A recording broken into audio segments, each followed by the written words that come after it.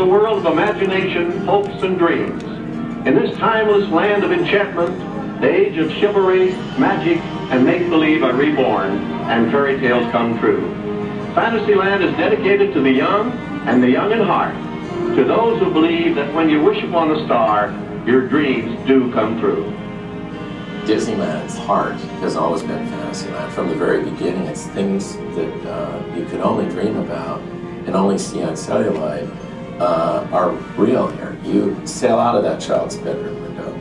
You're not Peter Pan, but you're getting to do everything that these characters did in the film. It's a place where any dream can come true, and where our guests and our children are able to live out their fantasies and see fairy tales in action. If you look at old renderings that Herbie Ryman and John Hench did of the castle, they obviously wanted it to have a little bit of a Fantasyland look, not just back in the courtyard, but in the front too.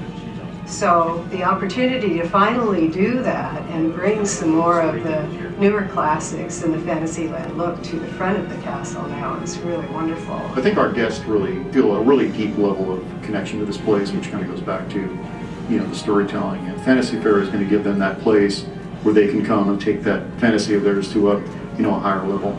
We're adding on to the roots of, you know, what is the seed of that magic that's associated with that castle. When you walk into Fantasy Faire, you're walking into a medieval town. The guests are going to step into a new world. They're going to step into a Renaissance fair of sorts that is based on Disney folklore. I think our guests are going to be amazed at how great the architecture looks and how it's just such a wonderful extension of Fantasyland and the castle.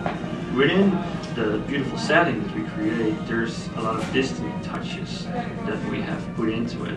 At the center of our square is Rapunzel's tower from the movie Tangled. Another nice detail we'll have is the Festival Fools, which is basically a very big music box. And when you look inside the window, you will see a scene made out of painted flats that shows Lupin, a great character from our movie, The Hunchback of Notre Dame. Kids come up and get a little experience of medieval music box type thing, so they can crank the handle and get a little music play. I think it will be really charming, little interactive, but done in a very old world kind of way.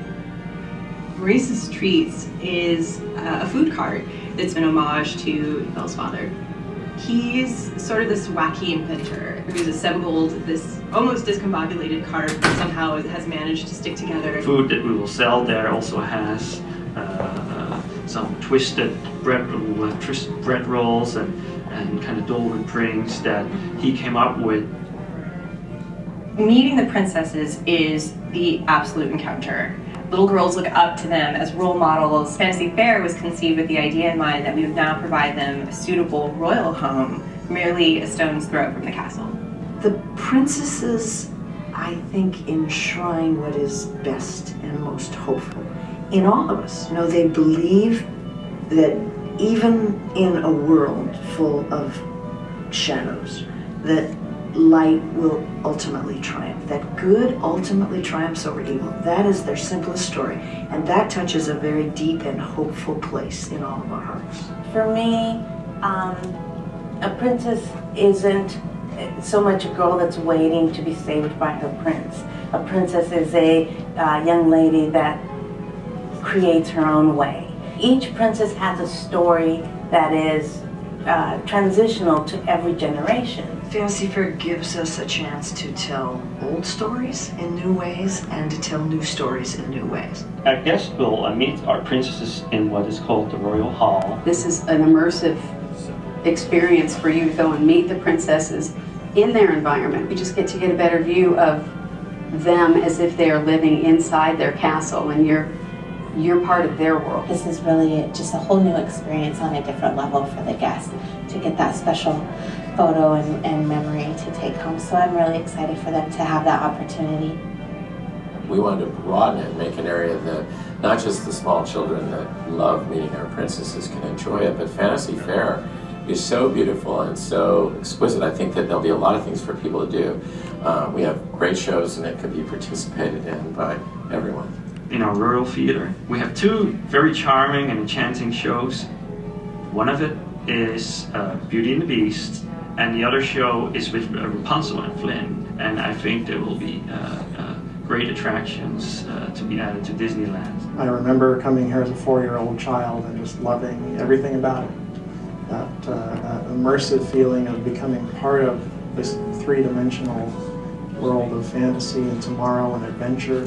That immersiveness of Disneyland, that ability to transport a guest into any of these worlds, really influenced my first a desire and then ability to tell a story.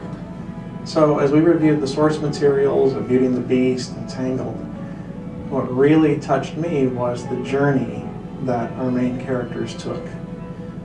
The Beast had a lesson to learn, and he takes a journey to learn his lesson and becomes a changed person. Same with Belle. She was a young lady looking for adventure. She finds adventure, but with that adventure she finds true love. And you could say the same things with Tangled.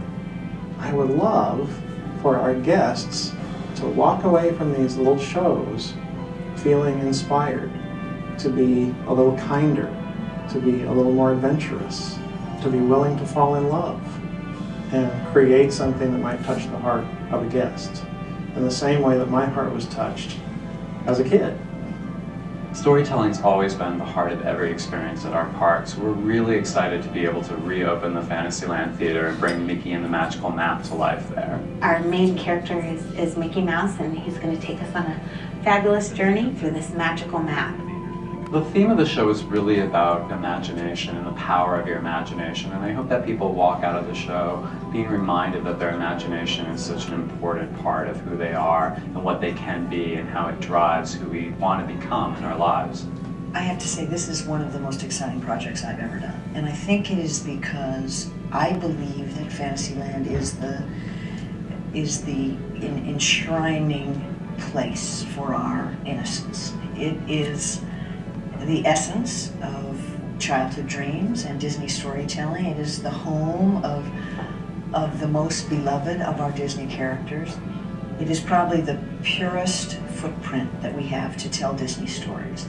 I think this one in particular has so much more significance for me than what I've worked on before, because to go through the parks and to kind of see the father and daughters walk through there and kind of, hug them and just be so happy to be there, especially when the father gets to see them go up to the princess for the first time. I've always kind of wanted to have that feeling, and just last year my wife had our first daughter. Her name is Isabel, but the interesting thing was my wife is in love with Belle. I mean, she loves Belle, princess, so much, and as we passed through all these different names, she said, I don't want to call her Bella or call her a nickname of any other sort other than Belle. To actually have her be in line with me, run up there, be her first princess, and kind of be a part of that whole fairy tale, it's going to be amazing. And to look at it, her smile and say, I kind of had a little part in that, that's going to be all worth it. People come to Disneyland to be inspired, and to me, being inspired and having the ability to inspire is one of the greatest things that you can ever do for someone else or for yourself.